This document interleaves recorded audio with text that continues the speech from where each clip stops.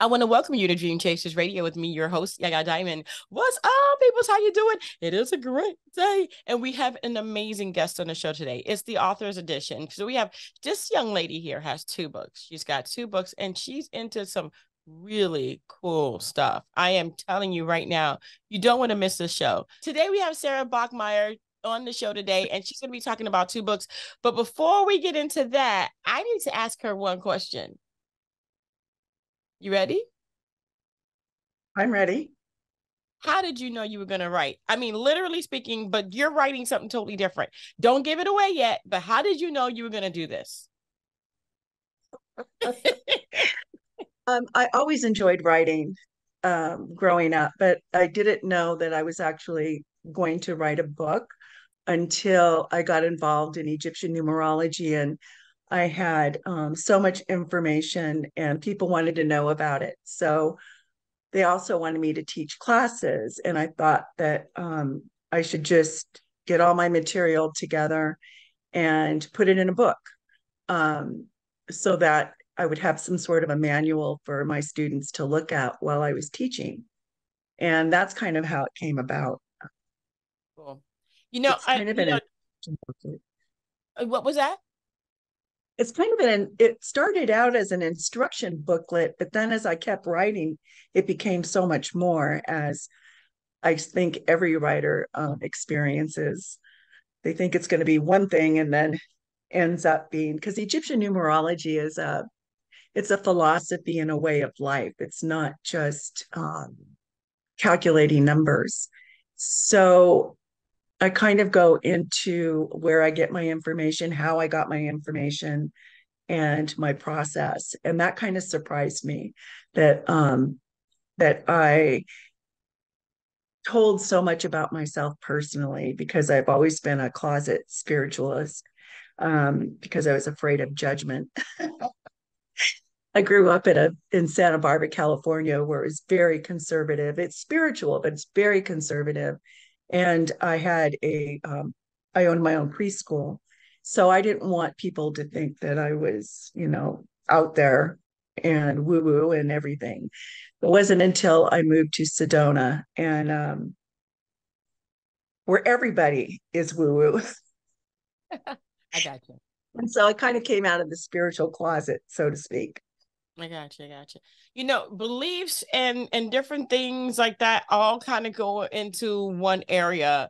Your book, your courses, your ebooks and stuff like that. Tell me about these because I mean, you say that it just kind of blossomed from just, starting to write. But what direction did you ultimately choose? And how many directions could you have chosen?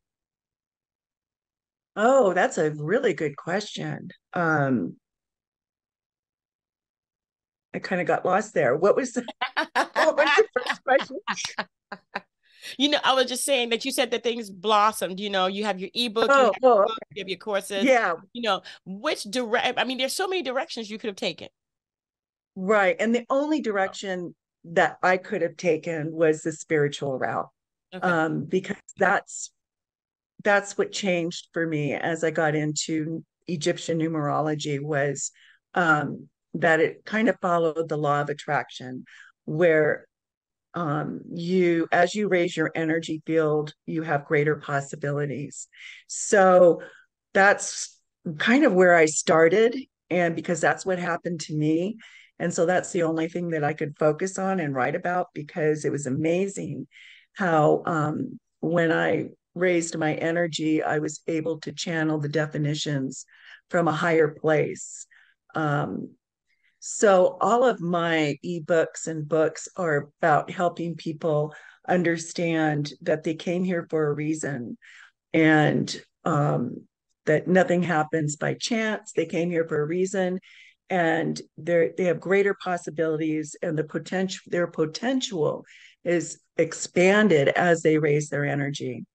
So it all took a spiritual route, Yeah. and I started from that. I Wow. started from that because that was my experience. Mm-hmm.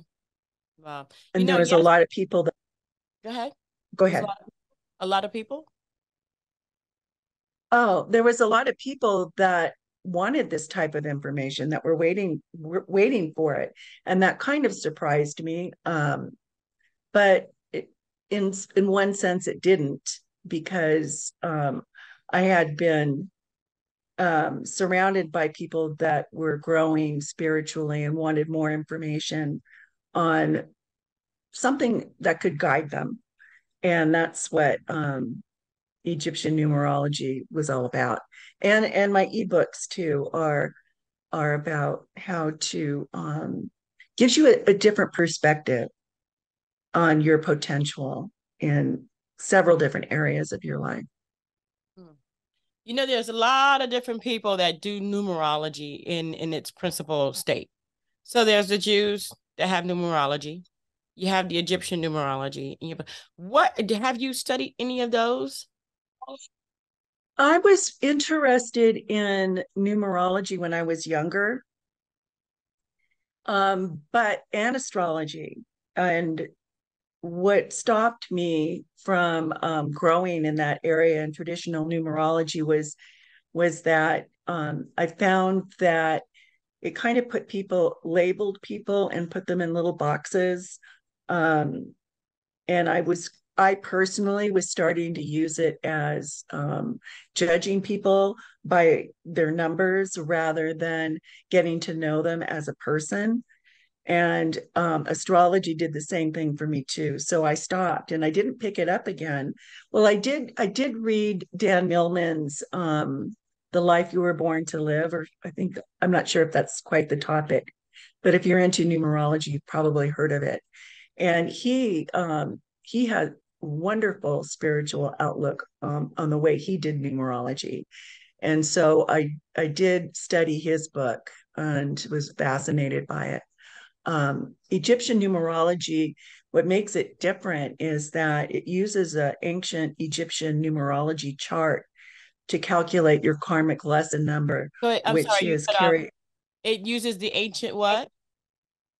an ancient Egyptian astrological chart. So it combines both astrology and numerology. And I thought that was so fascinating. That's pretty much why I got interested in Egyptian numerology was because it combined both divining tools in one.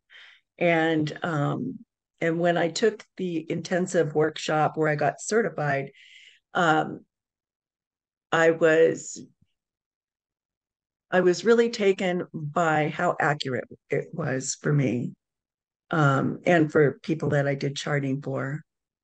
Wow. So what do you get from this? What do you personally and what have you received while you've been practicing this?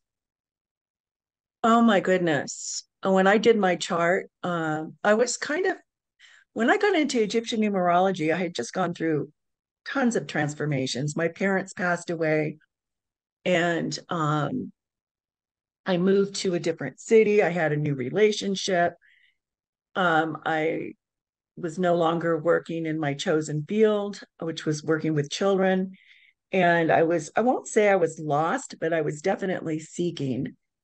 And when I took the Egyptian numerology course and I read the definition of the numbers that were in my birth chart, my name, my birth date, and my birth name, I was fascinated by a whole new perspective of why my life unfolded the way that it did, and that gave me hope, um, and direction and clarity that I had never had before.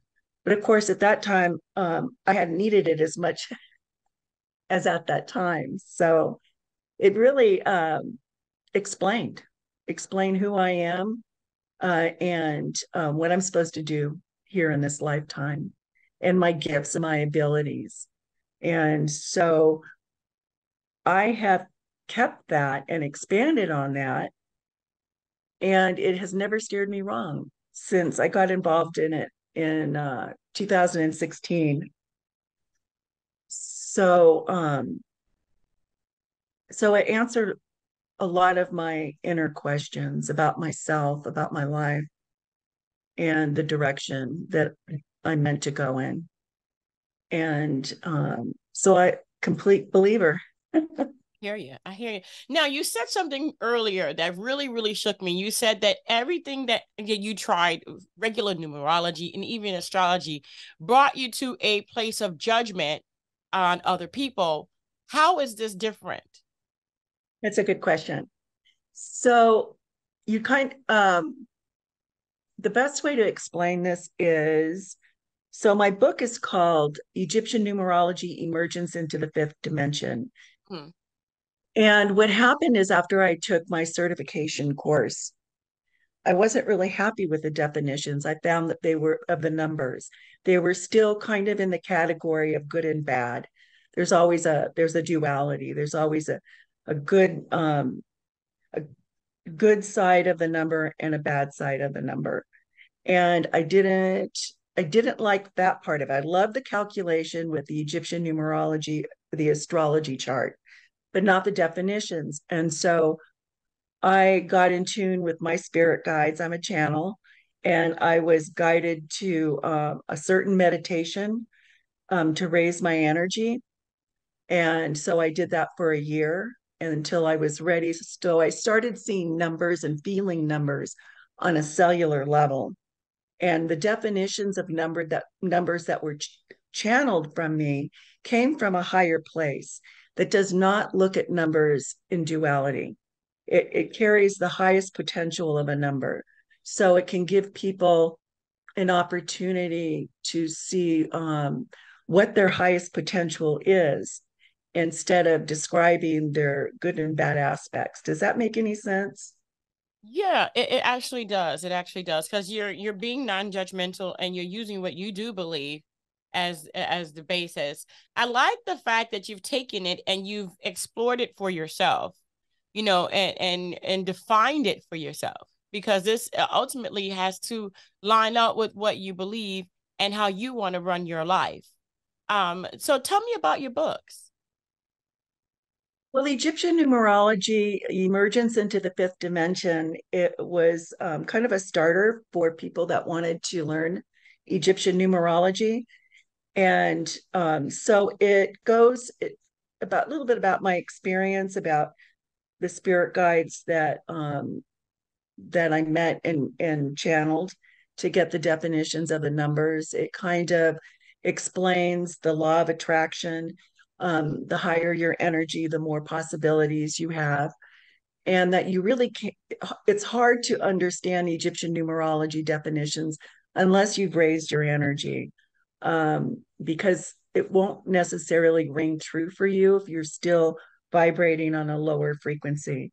And lower frequency meaning complaining, stuck in the past, being a victim.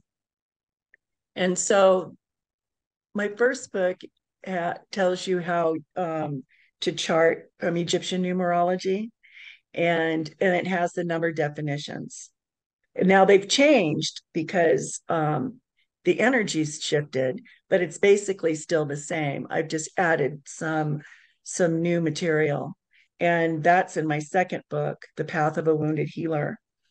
Um, my second book is talks about wounded healer numbers.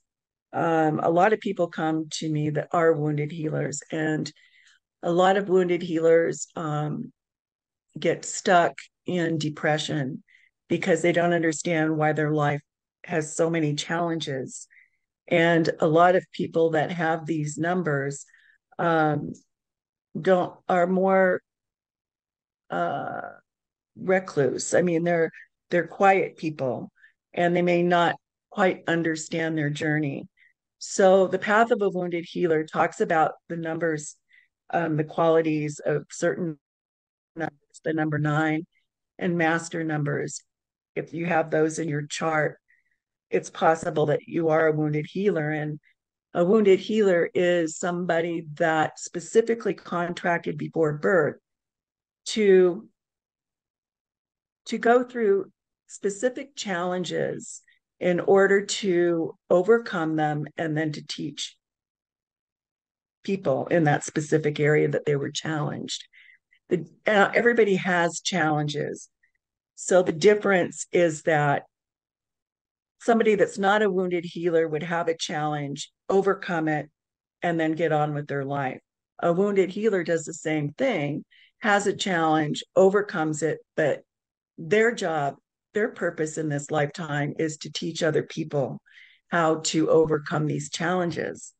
So it's really goes into the psychology of the wounded healer, and then I give my personal experiences because I have those numbers in my chart. Some of the main things that have happened to me and some of the big lessons in life that I had to learn. um, and then I go into the second book, goes into cycles.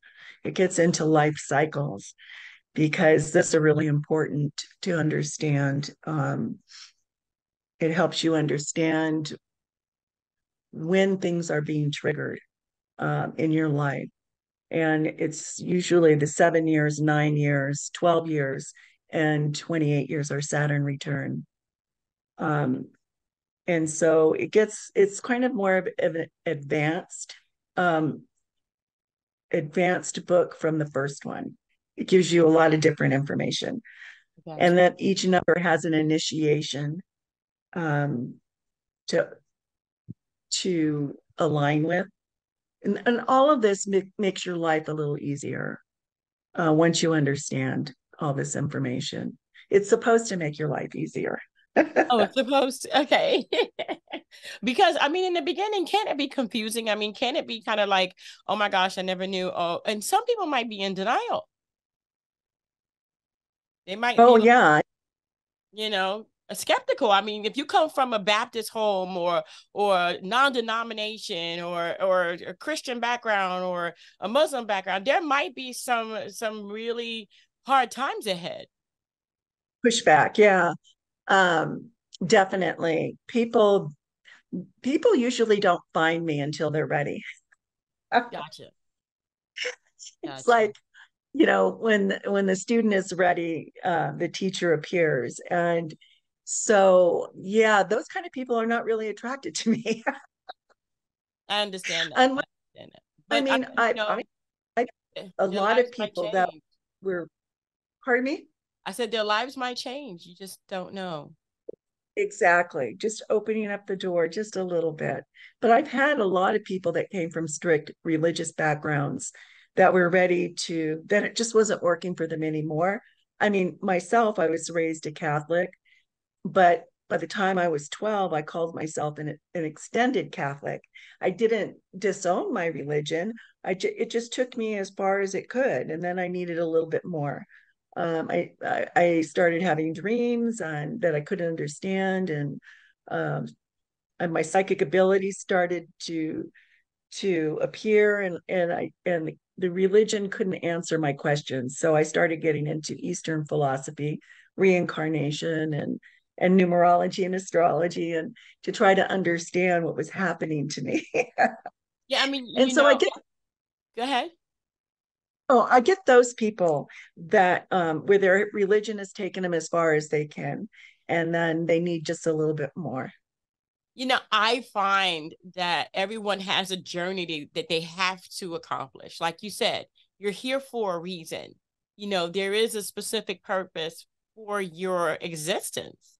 And sometimes it's not what you think it is. And so it can be a little challenging and it can be a little daunting. And sometimes, you might be in denial.